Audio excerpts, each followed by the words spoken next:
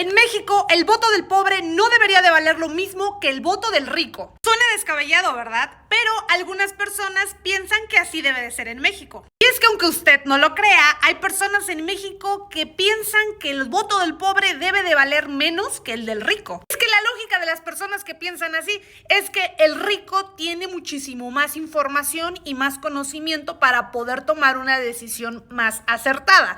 Mientras que el pobre, como no tiene estudios y como no tiene información y es ignorante, pues entonces su voto no debería de valer lo mismo. Y no me creen a mí, vamos a ver el video de una chica que se hizo viral precisamente por hacer estas declaraciones. Antes de esto hay que aclarar que no tenemos nada en contra de esta muchacha. Ella sencillamente fue la vocera de un grupo de personas que realmente piensan así en México. Porque no crean que a esta muchacha se le ocurrió así mágicamente esta idea. Esta idea realmente sí viene de un grupo, y viene de un grupo conservador, privilegiado y bueno, que siempre han vivido pues desde una burbuja, que son incapaces de ver lo que pasa en la realidad en México. Pero no pasa nada, ahorita les explicamos. Así que vamos a ver el video.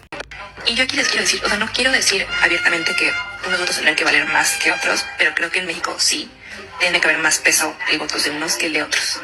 Porque yo sí creo que no puede ser posible que el voto de una persona de un nivel socioeconómico muy bajo, el cual fue comprado por una despensa, tenga el mismo valor que de una persona que esté bien informada con la situación y que esté votando respecto a información y hechos reales. Yo sí creo que debe haber un tipo de balance, es decir, a ver, si los estados fuertes de México son Nuevo León, Jalisco, Querétaro, el estado de México son los estados donde la economía es más fuerte, donde la gente es más empresaria, es la clase media alta, que es la que realmente está calando el país.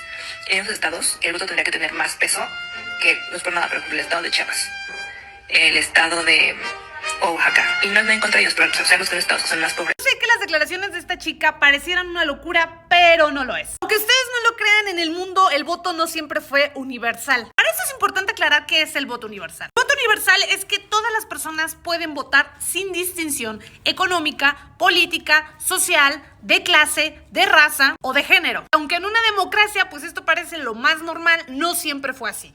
Por ejemplo, en Roma, que es considerada una de las cunas de la democracia, el voto estaba dividido en dos: los patricios y los plebeyos. Asimismo, en 5 clases sociales. Y estas 5 clases sociales votaban según su situación económica. Por ejemplo, los patricios eran los únicos considerados para votar por gente en el Senado y para los cónsules. El voto de los plebeyos era considerado para otro tipo de votaciones. En estas 5 clases sociales, el voto valía diferente. Entre más dinero tuvieras, más valía tu voto. Por ejemplo, en Atenas, que también es considerada una de las cunas de la democracia, solamente podían votar los hombres, dejando de lado a las mujeres, a las personas esclavizadas y a los extranjeros. Y fue hasta el movimiento de la Revolución Francesa en el mundo cuando el voto y la democracia cambió de paradigma. Pero hay que aclarar que el voto universal no llegó de la noche a la mañana. La democracia fue gradualmente avanzando. Por ejemplo, en Francia, hasta 1945, la mujer pudo votar por primera vez, mientras que en México fue hasta 1955. Otro ejemplo muy significativo es el país de Perú, en donde se le prohibía a las personas analfabetas votar. Específicamente, ellos consideraban personas analfabetas las que no podían leer y escribir en español, por lo que de manera inmediata vetaban de la toma de decisiones a las personas analfabetas, que eran en su mayoría las personas de los pueblos originarios o pueblos indígenas. Increíble, pero cierto, cuando Perú es uno de los países que más pueblos originarios tiene del mundo y de América Latina. Y no me lo van a creer, pero fue hasta el año 1979, prácticamente en los 80s, cuando se le permitió votar por primera vez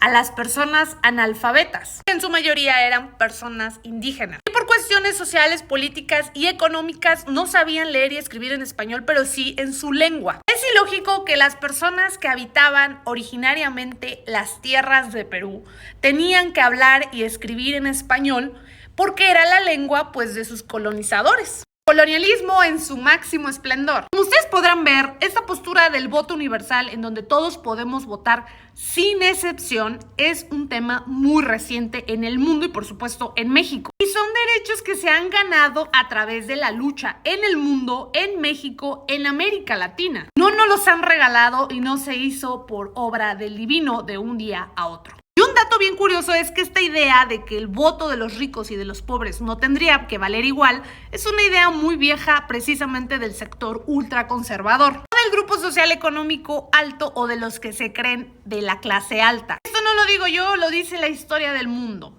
Los ultraconservadores siempre le han puesto trabas al voto universal, al sufragio universal en el mundo, en América Latina y por supuesto en México. ¿Quieren saber la razón? Pues es precisamente porque las mayorías, las masas, nunca les va a favorecer a ese grupo ultraconservador de derecha de una élite. Ustedes me preguntarán por qué. Por una gran y sencilla razón.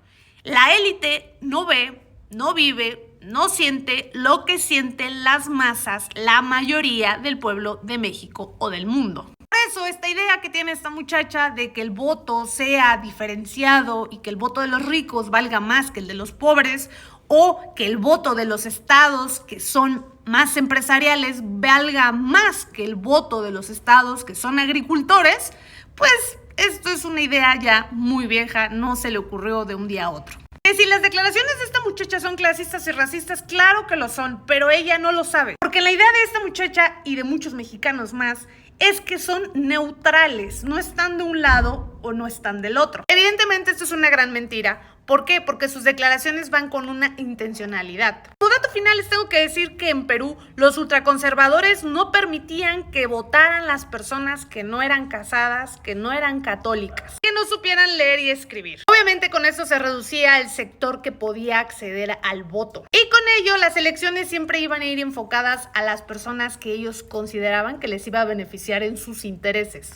Porque, repito, los intereses de las clases sociales son muy diferentes y en su mayoría se contraponen. Que venga una persona privilegiada y de clase alta a decir que los intereses de ella son los mismos que de las masas es una total mentira. Y esto es una realidad, tampoco es que esté mal. Lo malo es que finjamos hipocresía. Que de manera muy cómoda personas se pongan a hacer declaraciones de este tipo y al final digan, pero yo soy neutral. En ese tipo de declaraciones no hay neutralidad. Mi gente hermosa, no se olviden de seguirme en mis otras redes sociales, Instagram, Facebook, YouTube y por supuesto Twitter. Las quiero mucho.